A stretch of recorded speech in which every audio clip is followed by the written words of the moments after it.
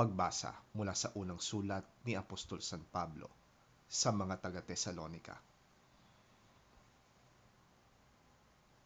Mga kapatid, kayo na rin ang nakakaalam na hindi nawalan ng kabuluhan ang pagpunta namin sa inyo. Alam ninyong hinamat kamit ininsulto sa Filipos, ngunit sa kabila ng maraming hadlang, binigyan kami ng Diyos ng lakas ng loob na ipahayag sa inyo ang magandang balita.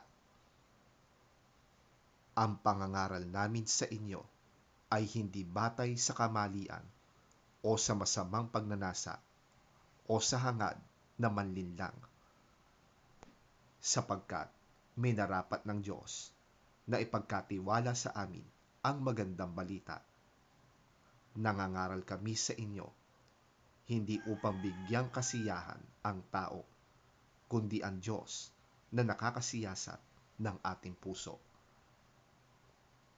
Alam ng Diyos at alam din ninyo na ang aming pangangaral ay hindi sa pamamagitan ng matatamis na pangungusap o ng mga salitang nagkukubli ng kasakiman.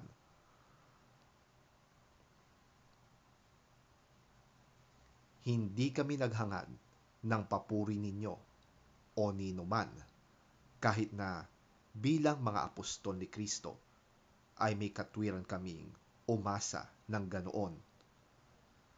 Ngunit naging magiliw kami sa inyo, tulad ng isang mapagkalingang ina sa kanyang mga anak.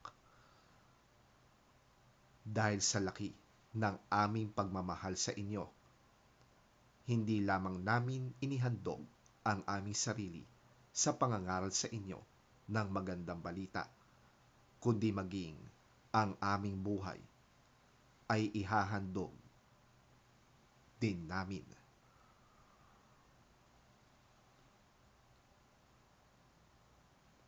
Ang salita ng Diyos. Salamat sa Diyos.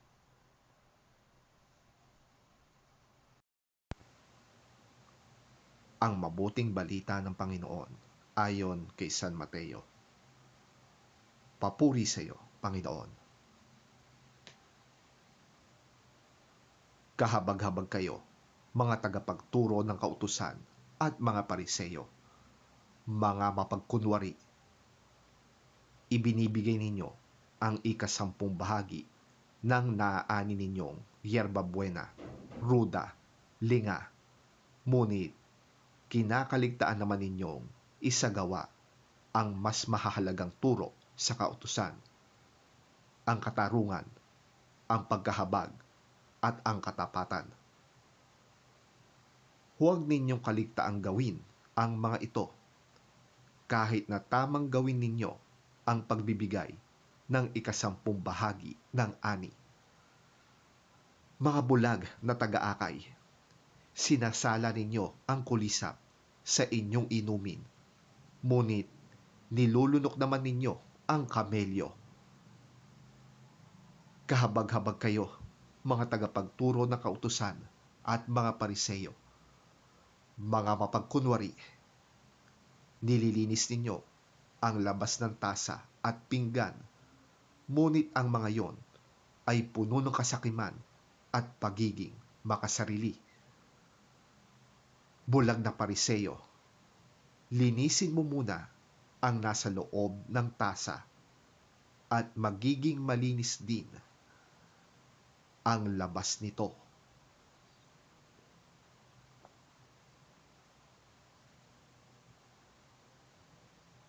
Ang mabuting balita ng ating Panginoon.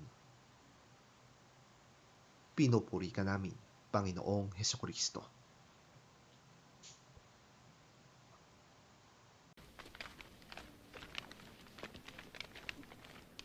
Woe to you, teachers of the law and Pharisees, you hypocrites! You give 1/10 of your spices, mint, dill, and cumin, but you have neglected the more important matters of the law: justice, mercy, and faithfulness. You should have practiced the latter without neglecting the former. You blind guides!